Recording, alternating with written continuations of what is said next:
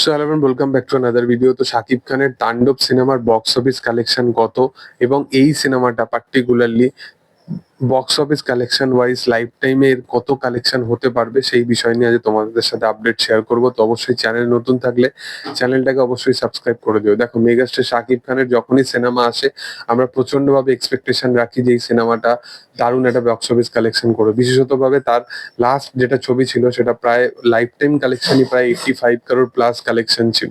তো এই সিনেমাটা, সেই সিনেমাটাও 40 দিন পর যখন পাইরেসি হয়, সেই সিনেমাটাও মানে মোটামুটি 100 crore ক্লাবে পৌঁছাতে পারলো না। সেটা অডিয়েন্সের মানে বলতে পারো খুবই খারাপ লাগে যে একটা সিনেমা এত পোটেনশিয়াল রেখেছিল, এত ভালোভাবে রান করছিল, বাট সেটা হলো না আর কি আলটিমেটলি। এবং এখানেতেও সেই সিনেমাটা পার্টিকুলারলি এক সপ্তাহের মধ্যে পাইরেসি হয়ে যাওয়ার পরে, পাইরেসি হওয়ার দরুন এই সিনেমাটাও কিন্তু 42 থেকে 45 কোটির কাছাকাছি বক্স অফিস কালেকশনই আছে।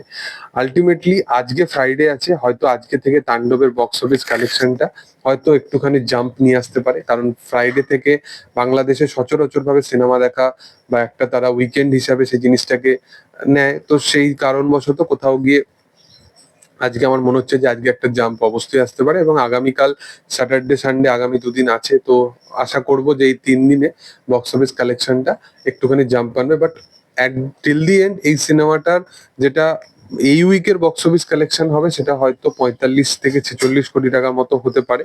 এর বেশি আমার মনে হচ্ছে না, যেটা হয়তো 3 সপ্তাহ দরুন এই সিনেমাটা হয়তো 60 কোটির কাছাকাছি বক্স অফিস কালেকশন করে ফেলতে পারতো, যেটা অলরেডি বরবাদ করেছিল। এবং বরবাদ সিনেমার প্রথম উইকের যেটা মাল্টিপ্লেক্স বা ন্যাশনাল প্লেক্সের যে কালেকশন ছিল সেইটাকে কিন্তু বিট করে দিয়েছিল হচ্ছে তাণ্ডব। বরবাদের হয়তো 5 কোটি টাকা মতো কালেকশন করেছিল, তাণ্ডব 7 থেকে 8 কোটি টাকা মতো কালেকশন করেছে। তো তাণ্ডবের এই যে পাইরেসি যে জিনিসটা, এটা যে কতটা ক্ষতিকর একটা ইন্ডাস্ট্রির জন্য, একটা সিনেমার জন্য।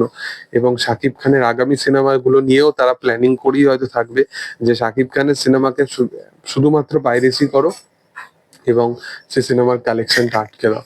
তো এটাই হচ্ছে ব্যাপার, এইগুলো ঠিক নয় আর কি।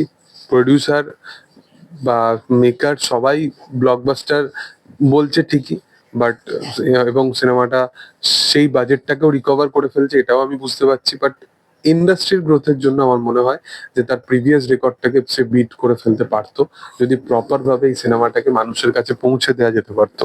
তো যাই হোক, তোমাদের কি বক্তব্য এই বিষয়টা নিয়ে সেটা তোমরা অবশ্যই কমেন্টে জানিও। ভিডিও ভালো লাগলে অবশ্যই লাইক করো, শেয়ার করো, সাবস্ক্রাইব করো চ্যানেলটাকে, পাশে থাকা বেল আইকনটা অবশ্যই প্রেস করে দিও। Thank you all, by.